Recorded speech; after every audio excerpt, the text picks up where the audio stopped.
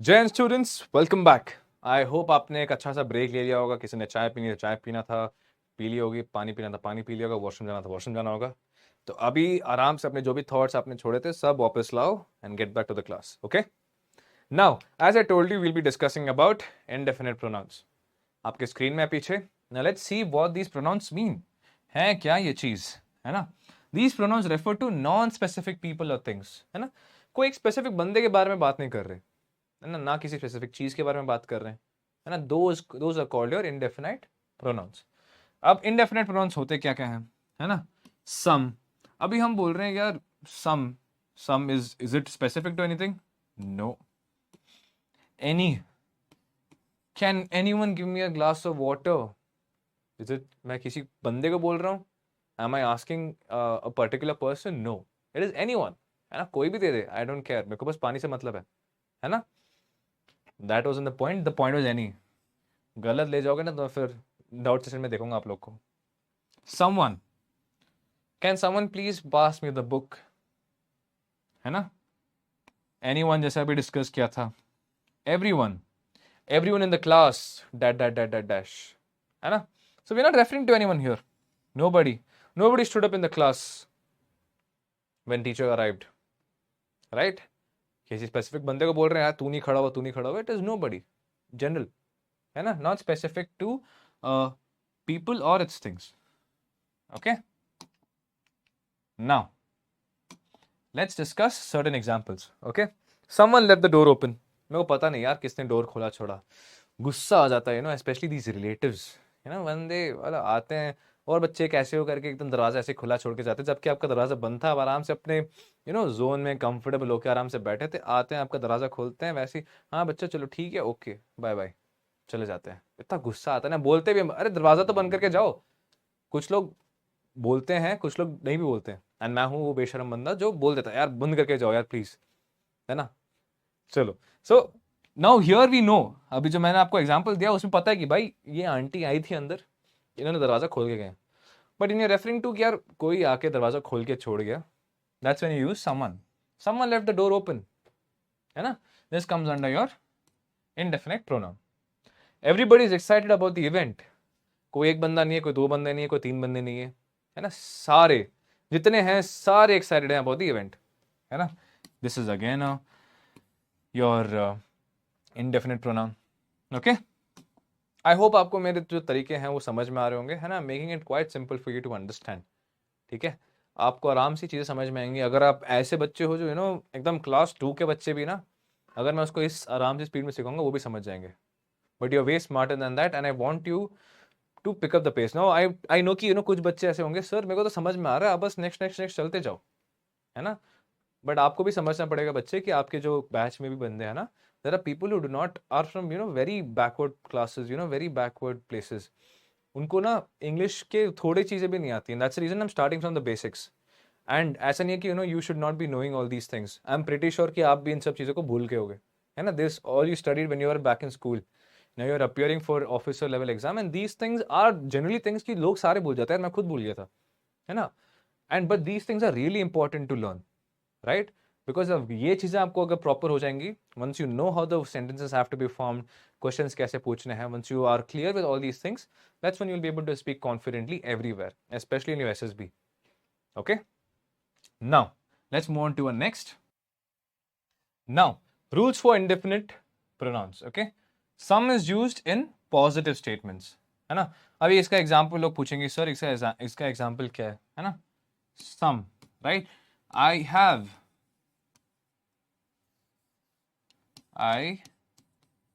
have some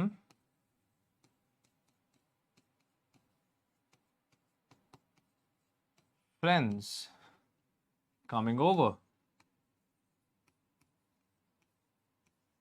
मतलब मेरे घर कोई दोस्त आ रहे हैं, थोड़े दोस्त आ रहे हैं मेरे घर। I have some friends coming over,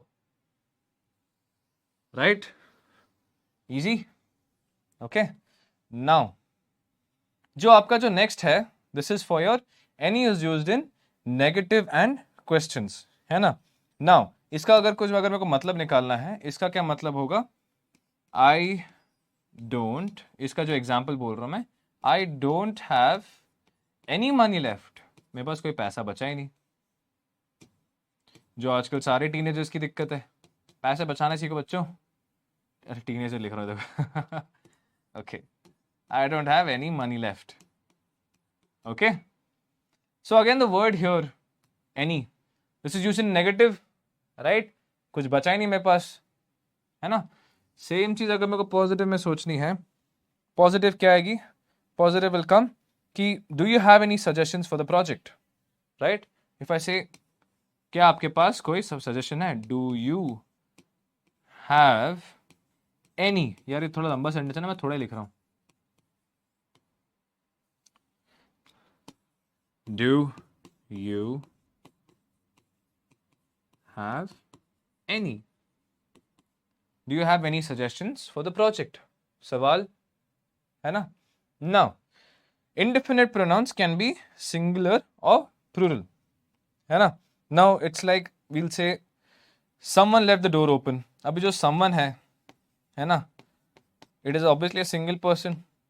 कोई 10 लोग तो साथ में छोड़ के नहीं गए होंगे यार दरवाजा खुला, है ना?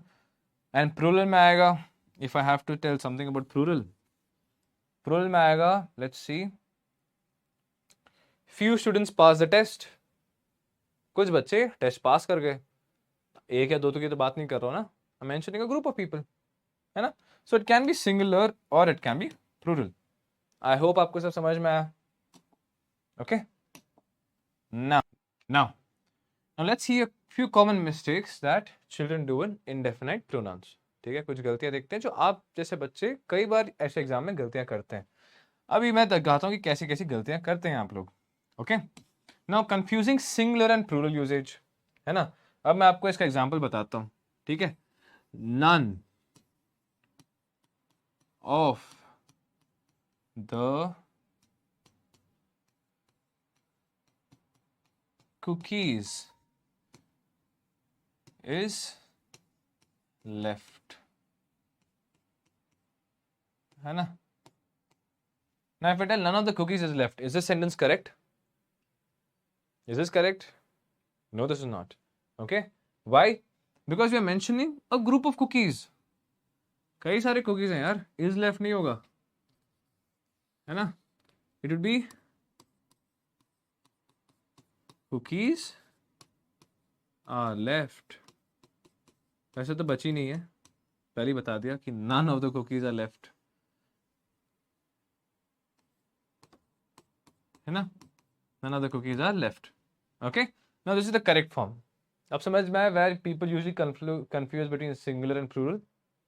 Okay, now using some in negative statements. अभी हमने पढ़ा था पिछले सारे pronouns में, पिछले वाली स्लाइड में, कि जब नेगेटिव स्टेटमेंट्स आती है तो क्या यूज होता है? Any. I don't have any money left. अभी सेम स्टेटमेंट में डाल के देखो, I don't have some money left. Does it make sense? No, है ना? सो जो भी आपका आएगा, it's always gonna be any in negative, okay, and some will not be used in your negative statements. I hope आप सबको ये बात साफ सुथरी समझ में आ गई हो। ठीक है, नाउ आइए अब इसके बारे में थोड़े एग्जांपल्स देखते हैं। Okay, fill in the blanks, just give me 1 minute. हाँ, okay, fill in the blanks with the correct indefinite pronoun. Dash left the door open. Now we're talking about an indefinite pronoun, है ना? अभी check किया था हमने। Someone left the door open. Dash is excited about the event. It's an indefinite pronoun. What will come?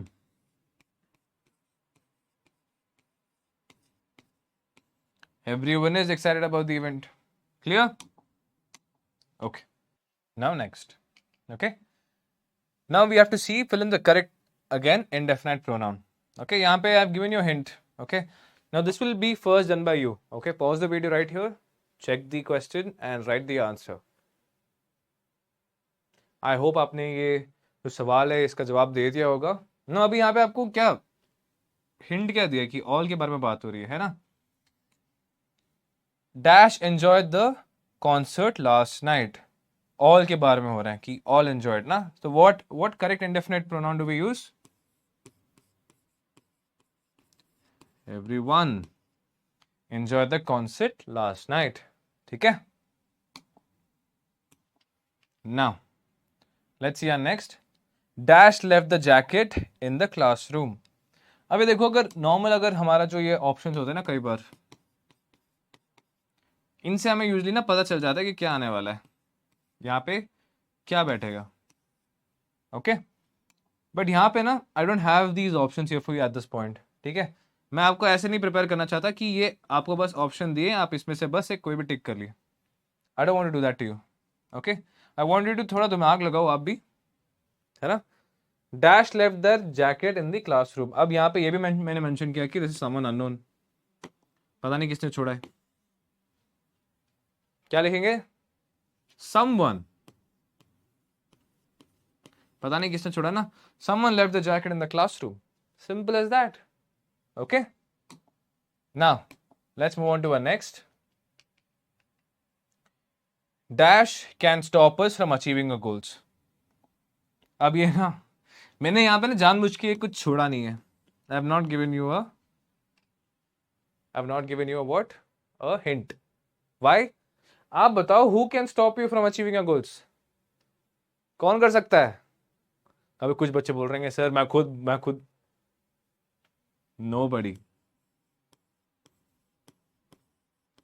Nobody can stop you from achieving your goals. Okay, nobody can stop us from achieving our goals. Since it's mentioning यहाँ पे अगर me होता nobody can stop me, then achieving यहाँ पे क्या आता my.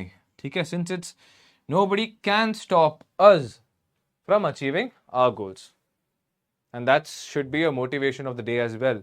कि no one, not my parents, not my sister, not my brother, not my friend, कोई नहीं इस दुनिया में. पहली बात तो कोई आपको पूछेगा नहीं if you're no one. No one will support you if you're down. तो सुनना है क्यों इन सब का? Do it for yourself, buddy. Okay?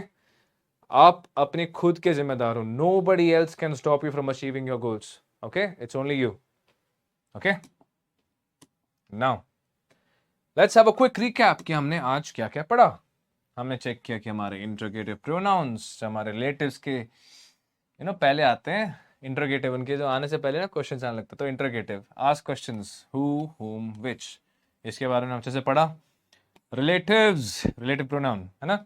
Link clauses two nouns है ना. ये हमारे लिंक क्लॉजेस, इसको ना ज्यादा ध्यान मत दो. Statement simple. Okay, statements two nouns. Okay, जिसमें आप हु यूज करते हो, हुम यूज करते हो, विच यूज करते हो, दैट यूज करते हो. Okay, we also lastly checked about your indefinite pronouns, refer to non-specific entities, है ना. कोई फिक्स नहीं है किसको को बोल रहे हैं, क्या बोल रहे हैं ना. किसी ने जैकेट छोड़ दिया, सब एक्साइट हो गए. Nobody will stop you from achieving your goals. Nobody can stop you. Okay, so yes, I think we are done. Quick recap आ गया ना. What are you left with?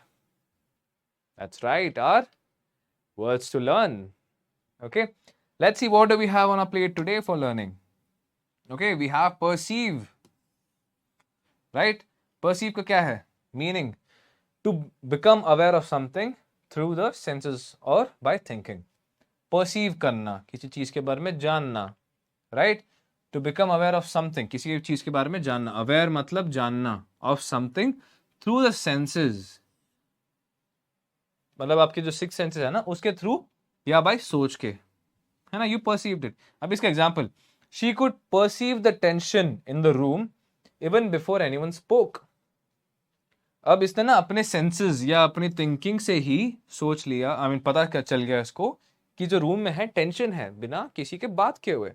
कैसे पता चला होगा? इसकी जो एक्शंस होंगे, किसी ने कुछ किया होगा या किसी ने मुक्का मारा होगा बिना किसी बोले, तो समझ में आ गया इसको. she perceived that there is tension in the room even before anyone spoke.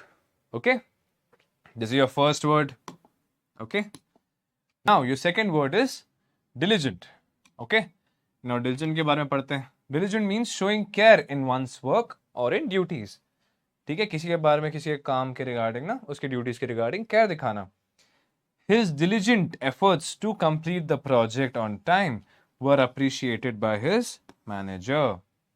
ठीक है, उसने जो अच्छे से एफर्ट्स दिखाया, his diligent efforts, you know, hard work, showing care in one's work, his diligent efforts to complete the project on time were appreciated by his manager. Okay? Now also मेरे कुछ शब्द ऐसे भी होंगे जैसे you know इस sentence में ही कुछ शब्द ऐसे होंगे ना कि आपको एक बार में समझ नहीं आएगा. It's okay. You have been given the word here diligent. इसको लो, गूगल पे जाओ, चेक गूगल एग्जाम्पल सेंटेंसेस लो, उसके बारे में अच्छे से चेक करो कि यू नो इसको और कैसे तरीके से यूज कर सकते हैं, है ना. गूगल बाबा यूज करो उसको जितना हो सके. You have technology in your hands now days, है ना. पहले लोग को इतनी सारी बुक्स पढ़नी होती थी जस्ट टू अंडरस्टैंड कि डिसीजन का मतलब क्या है. वो भी डिक्शनरी से निकालते थे एंड वो डिक्शनरी में जो लिखा था, एग्जाम्पल सेंटेंस लिखा था, उसी में से उनको समझना पड़ता था. But now you have so many other ways. एक साइड में पसंद नहीं है, दूसरी साइड में जंप करो, वहां से पता करो, वहां से पता करो, है ना. Learning should never stop. Okay. Even if you're in 10th, even if you're in 12th, even if you're in degree, even if you have PhD, you know, your 30 years of experience also, but the learning should never stop. Okay. Now things have become so easy for us, right? And nowadays in today's world things have become so much. हमारे एक हाथ में हमारा पूरा दुनिया हमारा connect हो जाता है यार, है ना. तो उस चीज़ का अच्छे से फ़ायदा उठाना सीखो. Do not get into all these reels and shorts. कभी कभार 5 मिनट के लिए जब टाइम पास करना है, बस स्टॉप पे खड़े हो, बस नहीं आ रही, तब थोड़ा देख लिया, समझ में आता है ना. बट पूरे बस जर्नी में अगर देखते रहोगे ना, दैट्स बैड. ना दैट यू विल बी कंजर्वेटिंग. आप अपने आप को एक कंजर्व, एक सोसाइटी खुद में एक कंजर्व हो रहे होगे आप. बस में क्यों देखना है फोन? आपके साथ इतने अच्छे से पीपल लोग हैं आपके आसपास, बात करो. और भाई तू कहाँ से? अच्छा मैं यहाँ से. अरे बढ़िया यार. अच्छा तू वहीं से? मैं भी यार देख गली पीछे रहता हूँ तेरे से. That'll start building up your own confidence. ठीक है. Now let's move on to a next word. Next word is ponder. Okay. Now what does ponder mean? To think about something carefully, especially before making a decision. एक decision लेने से पहले कुछ ध्यान से सोचते हो कि यार ये सही होना चाहिए. यू नो एक डिसीजन लेने से पहले अच्छे से जो ब्रेनस्टॉर्मिंग करते हो, दैट इज कॉल्ड पॉन्डर. ठीक है. He sat quietly to ponder. वो ना शांति से बैठ गया. क्या करने? पॉन्डर करने. The implications of his next move. वो बैठा ये सोचने के लिए. इम्प्लीकेशंस का मतलब ये होता है कि उसके जो रिएक्शंस होंगे, इम्प्लीकेशंस, उसके जो यू नो एक्शंस होंगे. He sat quietly to ponder the implications of his next move. अगले मूव वो कैसे लेगा, क्या करेगा, क्या आउटकम होंगे उसके. वो उसने क्या किया? उसको पॉन्डर किया. ठीक है. I hope you have taken down all 3 notes. ठीक है. आपने जो भी जितने भी मैंने 3 नोट्स दिए थे, जितने भी प्रोनाउंस के टाइप किए थे, today is actually the end of pronouns. Okay. Pronouns अभी और आपके दिमाग नहीं खाएंगे, मैं भी नहीं खाऊंगा. बट बाकी सब्जेक्ट अभी बाकी जो ये क्या बोलते हैं आपके टॉपिक्स आ रहे हैं, वो उसमें मैं आपका हल्का सा दिमाग खाऊंगा. बट ये है कि उसको दिमाग को खाते रहना. Let your brain eat it. Okay. आराम से उसको एब्जॉर्ब करो आराम से, ताकि आपके ना पेपर में भी आराम से, यार सर ने एक ऐसे इसको समझाया था, आराम से आ गया है मेरे को. ओके. आई होप आपने जो 3 शब्द दिए थे, 3 ये मेरी आई थिंक 5th क्लास है ये. सो 5 into 3 you have almost 15 words lying in front of you. ये आपकी बुक में होने चाहिए 15 शब्द, है ना. ये 15 शब्द जो आपकी बुक में है, इनको अब रोज कहीं ना कहीं प्रैक्टिस करते रहो. आई एम नॉट सेइंग कि जो 3 वर्ड दिए ये आपके कल के यूज में आएंगे, नहीं, ऐसा नहीं होगा. बट अगर आप अपने 15 वर्ड जो मैंने आपको अभी मिले हैं ना, जो भी हैं, उनको अगर डेली पढ़ते रहोगे ना, समवेयर होती है, तो make it a habit. Right the word, right the meaning, right the word, right the meaning. And उसके या तो एक और सेंटेंस लिख लो नीचे, एग्जाम्पल सेंटेंस. अगर आपको ज़्यादा शब्द थोड़ा हल्का डिफिकल्ट लग रहा है, उसका मीनिंग लिखने के बाद हिंदी में लिखना है, हिंदी में लिखो. उसके नीचे एक इंग्लिश में सेंटेंस लिखना कि उसका यूज़ कैसे कर सकते हैं. वो आप अपने हिसाब से लिखोगे. मैंने तो आपको एग्जाम्पल दिखा दिया, बट बाकी आप अपने हिसाब से करोगे, ताकि आज नहीं, कल नहीं, परसों नहीं, कभी तो जाके आप उसको यूज़ कर पाओगे. अगर आप सोचोगे यार ये कम्युनिकेशन में, यार इसके ना मैंने I was pondering on this, है ना यार, I have to ponder, give me some time, है ना. He was pondering. This is your word. That's how you gonna be using it. Okay. तो students, that's it for this class. मिलते हैं अगली class में. जय हिंद.